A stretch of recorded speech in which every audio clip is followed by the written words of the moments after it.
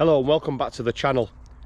Another disused railway walk today as we're in Crofton in Wakefield, following the route of the Dearne Valley Junction railway. Now this railway opened in 1905, closing in 1951, and it was a connection line between the Wakefield and Goole railway down towards Shafton on the main Dearne Valley line. So in today's video what we're going to do is we're going to follow the route of the railway from Crofton South Junction, where I'm at, down towards Shafton. Now let's take a look at Rail Map Online.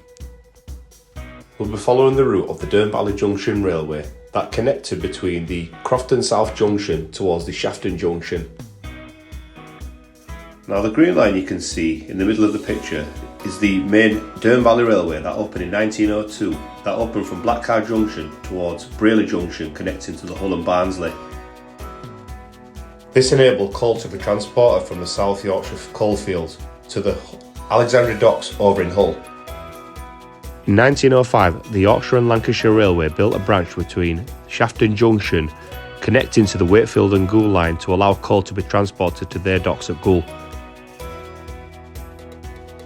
In part one of this two-part series, we'll be starting the route from Crofton South Junction and then ending the video down at Ryle, down on Swine Lane.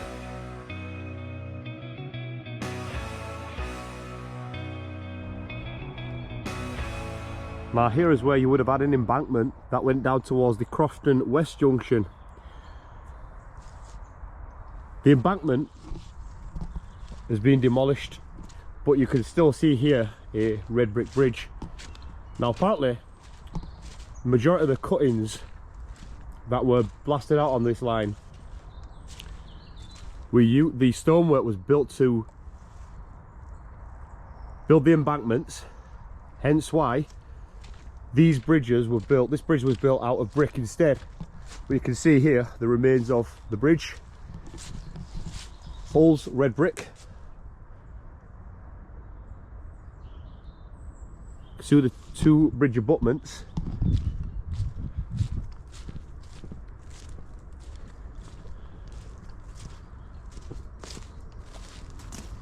Look at how high up they go. We're literally isolated.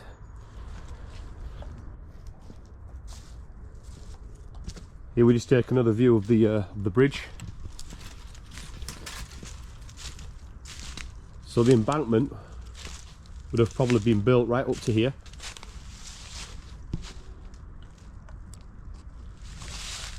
Now at the bottom here explains what I mentioned before about the stonework from the cuttings. You can see a remainder of the corner of the embankment just here. And the embankment would have carried on right through here, running through now to where there is a caravan park. Found a brick here and it says the name of where they were manufactured, but I can't really see where it says because I think it says Crofton Hall and I think that says colliery. But I'll put the exact name up if I can find out where it is. So as you can see, I'm off where the track bed was. The railway would have carried on through here. Now this used to be apparently the site of a caravan park. Now there's no caravans that you can see, but the railway would have gone through here. It does show on Google Maps that there were caravans parked here at one point. So what we're going to do now is we're going to walk towards where the Crofton Hall sidings were located. The route of the line would have continued across Share Lane here into the site of the Crofton sidings.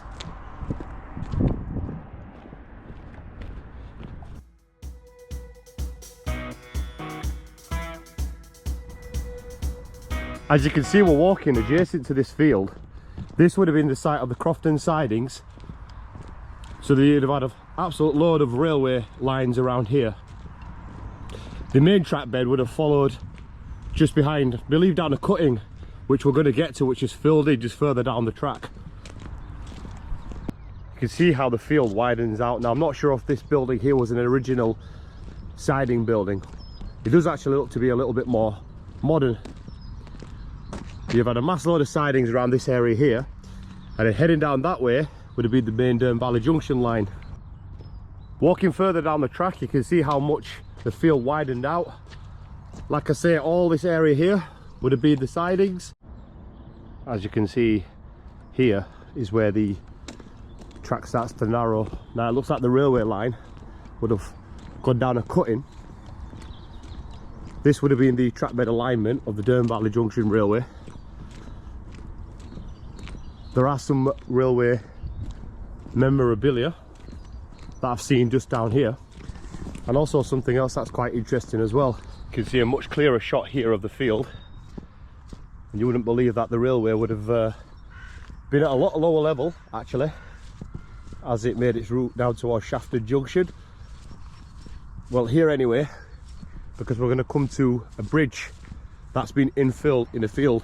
So there's a look back to where we've just been. We had the sidings to the left here. Here's our track bed, like I say, at a lot lower level. You can see how the track bed does spread out a lot more. And down here to the right, you can see how wide it was here. Believe we do have some railway memorabilia. See here, we've got a nice little drainage flow. Now, I'm not sure if this was part of the old railway or if it's something more modern. But it could have been some kind of track draining potentially, which is still flowing now.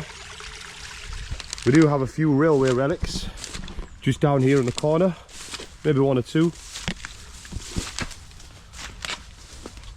Got a railway sleeper there, you could just see it. We've got one over there as well. You can just see there the holes in the wood.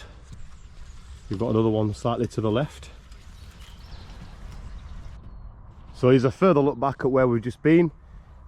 Here you can see the alignment of the track bed. We've got a footpath that follows around. It's been created into like a public walkway in towards a park. Now, even though I'm not from around here, I do have some fond childhood memories coming down here. But little did I know that I was once playing on the site of this Dearne Valley Junction Railway.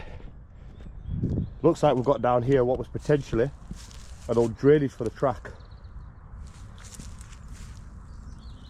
But it's not flowing, you can see here. It's still, you can still see where the channel went all along here. But I think it went at a lower level because it's blocked, you can see, and it does go on to the other side if you go back here. So I believe this was some kind of track drainage system. And I do believe that this here was an original gate post or a fence post or something. So it's like made out of stone. Because you've got another one just further down here. And it's got some original metal, you could just see it on the corner. So as you can see now, I'm back on the alignment of the track bed. Now this, you can see it was a massive cutting. So it's all been filled in. So I believe that this drainage channel did used to run alongside the cutting when it was the railway. And you can see it's now been converted into a kids park. So that's looking back towards Crofton South Junction.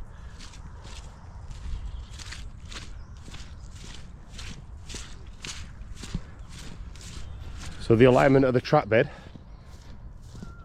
looks like it's diverted more central here because there is still a bridge here that's been infilled. So it looks like the track bed or the cutting went a lot wider by the looks of things. Now you can see here we've got the kids park. Like I said, about 20 years ago, going into a bit of personal detail, I did used to play at this park. It actually is we're coming back around here, but little did I know that I was playing on the site of the railway, because I always did wonder what this thing was here. So we did notice that there was a railway bridge. I didn't know it was a bridge, but not what its purpose was. So we've had the track bed running right along under here, and you can see where the bridge has been filled in. Made out of brick, red brick, you can see.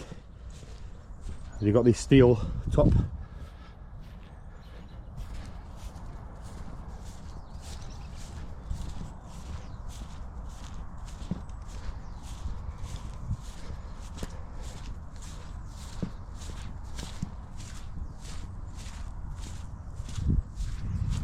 Now this is called Here Park Lane. This is on the other side. The trains would have come underneath this bridge. Now this track bed here is now on private land. But the train would have come right underneath here, and all the track bed is infilled going towards a bridge that crossed over the top of the Doncaster and Wakefield line. You can see the old red brick. A little bit of deterioration on the top of the bridge. So majority of the line between here and this section is now infilled. So I've currently made a round trip onto Santingley Lane. This here you can see is the Doncaster Wakefield line. Now somewhere just beyond there was a bridge that carried the line across. Now there's a line of trees over there where our line continued down towards Ryle.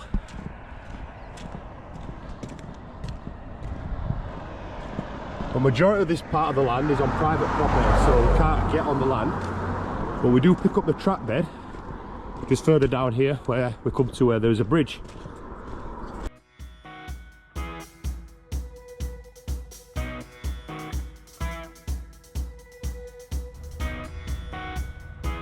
Slightly further down on Santingley Lane, here was where our track bed ran through this private field here. Now we're currently stood on a bridge that took the line under Santingley Lane. Still well preserved. You've got the coping stones at the top here, and again built out of the same masonry of red brick. Down there is where the track bed would have carried on up towards Crofton. Now there is a footpath alongside the bridge, which is going to take us back down onto the bridleway, which was the old track bed of the line. So I'm back on the track bed just off that bridge off Santingley Lane. You can see it just behind me here. So okay, you can see the red brick. I'll just take you for a view around the bridge.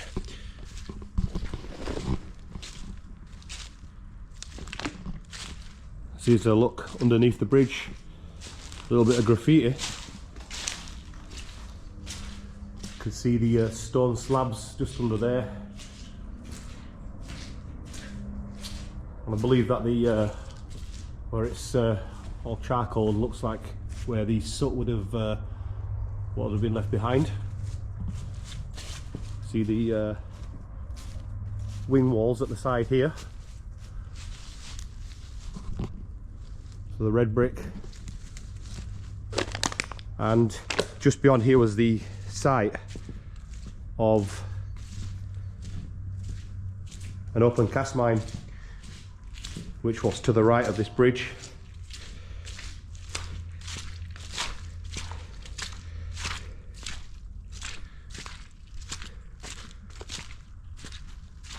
I think when the railway closed,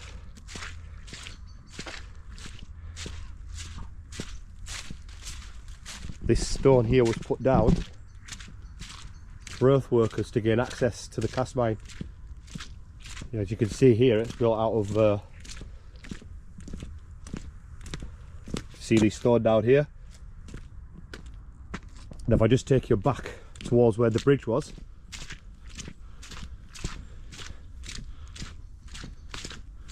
there's just a little footpath, public footpath that goes off onto this field.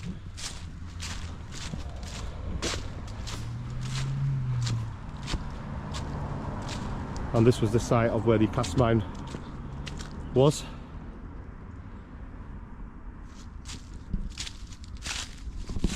Got an old, looks like a railway fence there. Now this concrete was put in after the railway closed, obviously to serve the cast mine, closing around the 80s. So what we're going to do now is, here's we're going to track bed here, going down towards Rye Hill. We have come across a few relics on the way, so I believe next we're going to come to a bridge, a farmer's access bridge that's been filled in. Now we are coming onto a small embankment heading down towards Rye Hill, but you can see there's some old boundary fences down here, quite damaged, made out of wood.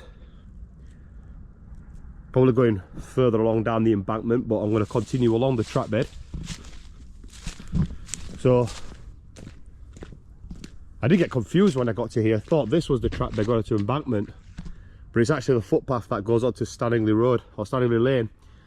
Our track bed's back this way, and our line continues down here. Now just to the left of me, I don't know if you could just make them out, you can see a few fence posts that mark the boundary of the railway.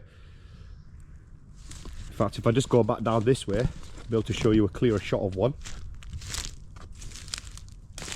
You can see one there, just there, and then they kind of follow the embankment. Come across this farmer's access bridge. It's been clearly filled in. There's absolutely no getting down there. Same on the other side, but it has been converted into a footpath. But here's the red brick. You can see how much earth has been filled in. So this is where the access would have been, right under here. Under there. Round about here is where the bridge would have been. I'm not sure if like some of it's been demolished and then filled over. But you can see there is a bit of decay behind the vegetation just over there. Same on this side. But you can see it was at a lot lower level. Coping store just in the corner there.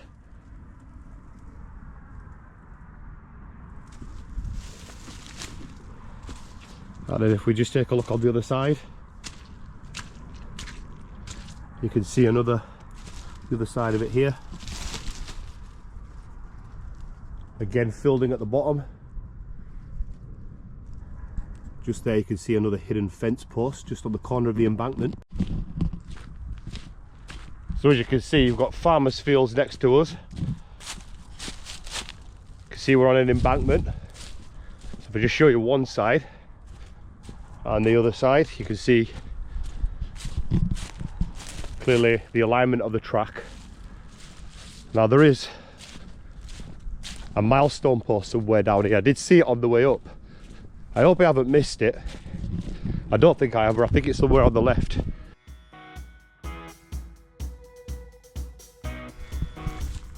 And here it is, we found the milestone post here.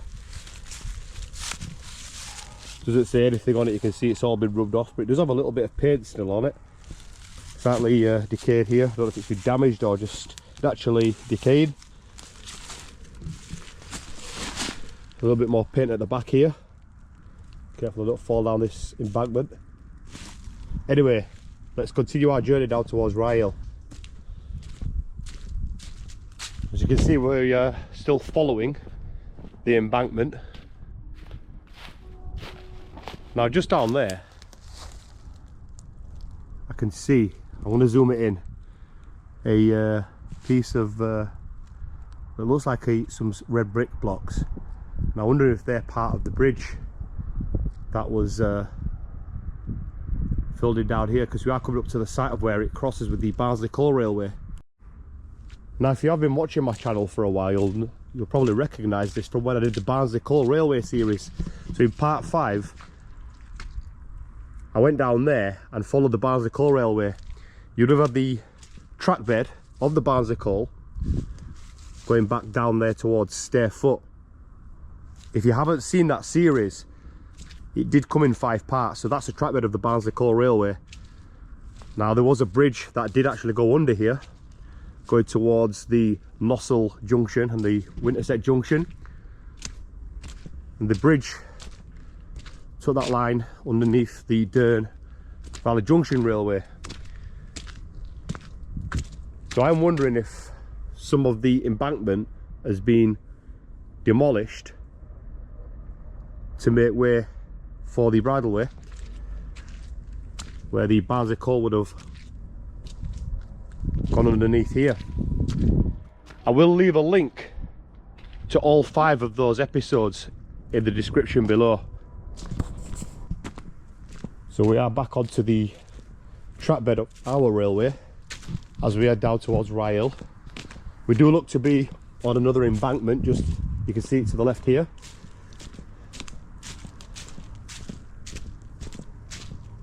And there's our track bed of the Barnsley Coal Railway going down that way. Now I'm currently on Back Lane. A bridge would have taken the line across the road from Embankment to the next one, going down towards Rye Hill.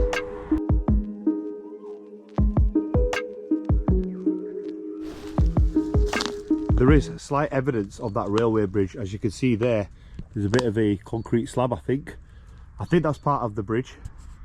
That would have been at the top. Now I'm assuming that it would have been made out of red brick due to all the masonry being built out of brick on this line.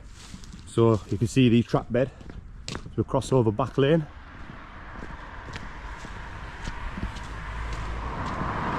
So back onto the embankment as we head down towards Rye Hill. So back onto another, it's like a small embankment.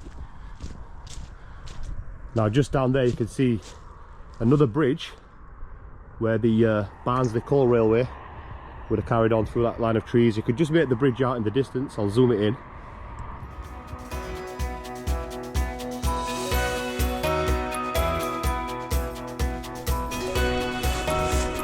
We have come across what I believe was a signal post. There's a concrete base at the bottom here, and you can see the steelwork at the top. It's just covered in ivy. And there's also here some, I'm not exactly sure what it is, but looks like there's some wood. I'm not sure if it's sleepers that's still embedded into the track bed, but it does look like it was the foundations of something. You can see here that there's another steel post at the bottom. If you do know what this is, guys, please do leave a comment in the box, or if you know where it was. I think that was like an old sleeper bench made out of an old sleeper, I think. Or was it? And that pretty much concludes part one of this two-part series of the Dearne Valley Junction Railway. So in part two we're going to follow the route from Rye Hill Halt station down towards Shafton Junction. So I do hope you all enjoyed that video. Please don't forget to like and subscribe to the channel if you want more disused railway videos and other historical things. Take care, I'll see you next time. Bye bye.